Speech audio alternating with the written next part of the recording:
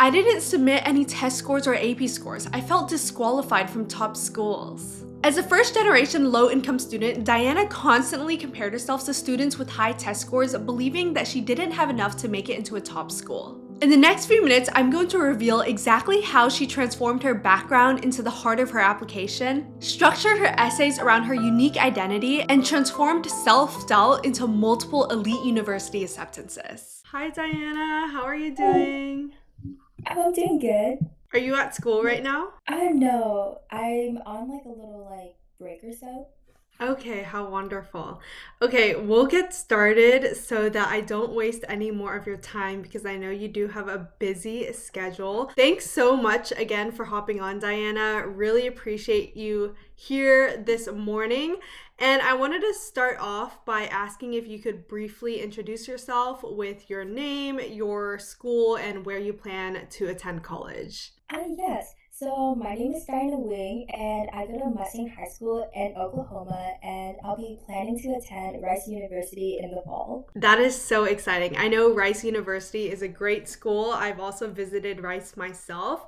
I want to also ask you, in addition to Rice, what other colleges were you accepted to, or what types of scholarships did you receive? Oh yeah. So I also got accepted into Pomona, UC Berkeley, UC Davis, UC Irvine, and NYU, and I was also a Questbridge finalist. Yeah, that is amazing. Those are some huge accomplishments. I think you should be very proud of yourself. And I know that working with you for the past few months, you've put in a lot of hard work and dedication. And it's so exciting to see how much you have grown throughout the program as well. Just to give everyone context too, could you give a brief background or some brief context on your academic journey and what you really hope to achieve with college admissions? As a first generation low income student, I knew early on that college wasn't just a dream for me, it was a goal since I was little. And I wanted to show that even without low test scores, my experience, leadership, and growth mattered. So I hope to attend a school where I would be supported both academically and financially and just grow into the type of leader and person I've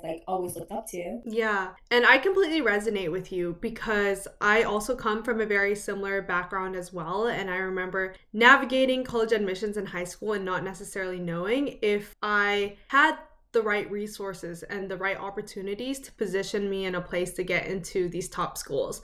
But it seems like you've been able to do it yourself, which is amazing. And I know that whenever you first jumped into our program, you weren't exactly sure if you would be able to get into these top schools because of your grades or your test scores. Could you expand a little bit more on that? Oh yeah, so I didn't submit any AP scores or ACT or SAT scores, and I felt like for a long time that felt like it would just disqualify me from bigger applicants. So it also felt like I didn't have any access to the same resource or counselors as other students from these bigger schools, and I just felt like I was constantly second myself and whether I was being enough for these bigger schools too. So would you say that a lot of the time throughout high school you doubt yourself and you had a lot of doubt about whether you even had what it takes to get into a top school? And where exactly were those feelings coming from? What exactly made you feel that way? I think it was a lot of comparison to people. I would constantly see my best friends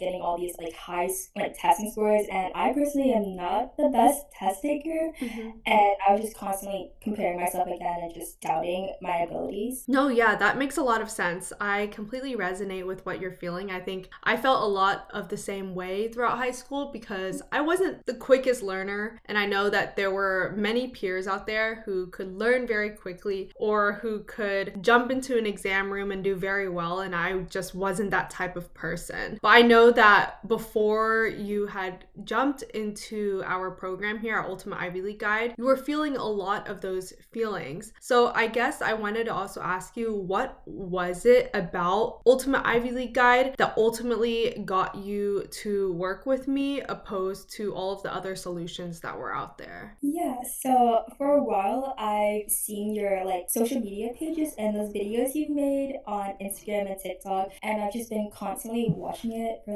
I would say maybe a few months, and then I decided to maybe try it out. And when I did, I felt like it felt really personal Mm. compared to other programs. It felt like other programs felt more robotic, but when I joined the program, I felt like somebody actually saw me, and the feedbacks I got were like specific, intentional, and focused on my stories and not what the algorithm or like typical standards like wanted. And to me, that made all the difference. That's amazing to hear. I think that's exactly what we're trying to do here at Ultimate Ivy League Guide, because I've noticed a lot of the issue with college admissions programs out there is that they apply the same cookie cutter formula for every single student.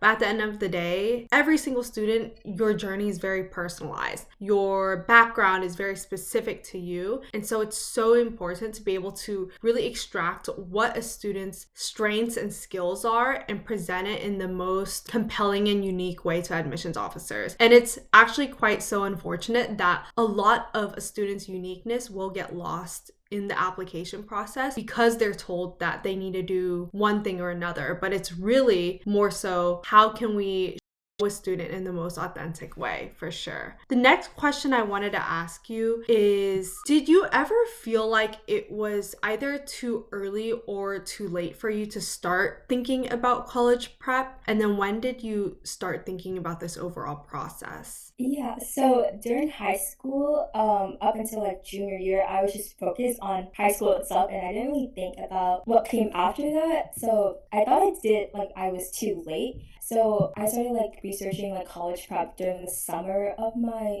junior year, I believe. Yeah.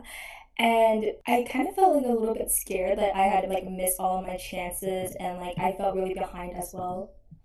Would you recommend then that other students who are earlier on in high school to start thinking about the college process a little bit earlier so that they have a little bit more time for strategy? Yes, I would definitely recommend that. I feel like it's a good like process to like just think like what you want to do early on, but also enjoy time in high school too without feeling so overwhelmed when you get into your later years.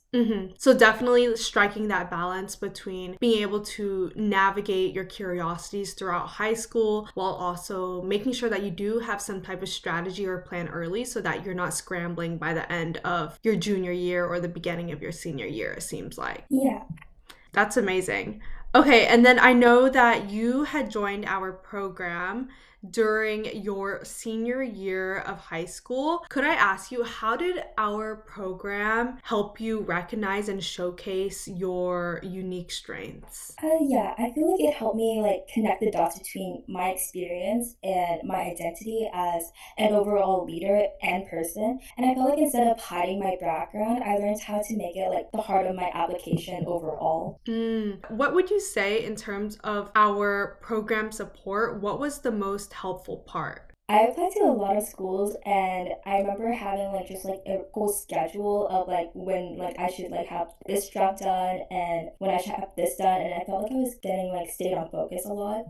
So it was very, very organized, would you say? Yes, I would definitely say that. Okay, that's amazing. Yeah, I definitely think that a lot of the issue whenever it does come to senior year is you're trying to balance so many things with extracurriculars, college applications, school, that it can be very hard to know when you are supposed to start things and when you should be submitting your drafts. So that's definitely one of the things that we try to help our senior students do, is stay on top of everything so that they aren't super stressed by the time that winter break comes, you know? And I guess with that, it seems like you've been able to accomplish a lot in your college application process. How did your actual results compare to your expectations before joining the program? So I didn't think I would get into any of the top schools that I applied to, and I just applied to a bunch of schools hoping I would get at least one acceptance. Mm. But instead, I had multiple options that I could never imagine was possible, and it felt like these schools actually felt like they were investing in me as well. So Wow, that's amazing. I'm so happy for you. I'm very, very proud of you. And I've personally read your essays myself, and it's very beautiful to be able to see whenever you first joined the program, you had a lot of experiences, but you didn't necessarily know how to communicate it in a manner that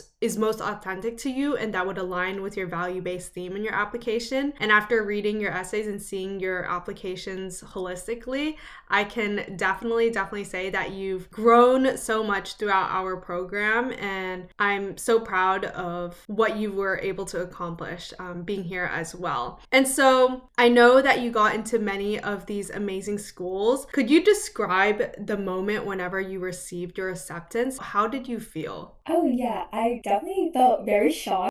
I convinced myself that these schools were a long shot, and I felt, but like when I felt like saw the confettis on my screen, I just kind of just stared at it, Mhm. and I felt like for the first time, like all my work, like it meant something, and that I had made my parents proud of me. Yeah, no, that's amazing. I think that definitely, even coming as you are coming from a first generation low income background, a lot of the motivation for obtaining a higher education is to make your family proud and is to show to your family that, hey, you've put a lot of investment into me. Now I want to be able to give back to you in some way. And so it feels really unreal. And I think I felt a lot of what you were feeling as well whenever I was opening up my acceptances during high school. It just felt like, wow, I've put in so much work, and the fact that it's actually fully coming around full circle felt very shocking. So it's a lot to absorb, but hopefully you've been able to, not only make your family proud, but also celebrate yourself as well. And the last question I wanted to ask you is, if you were speaking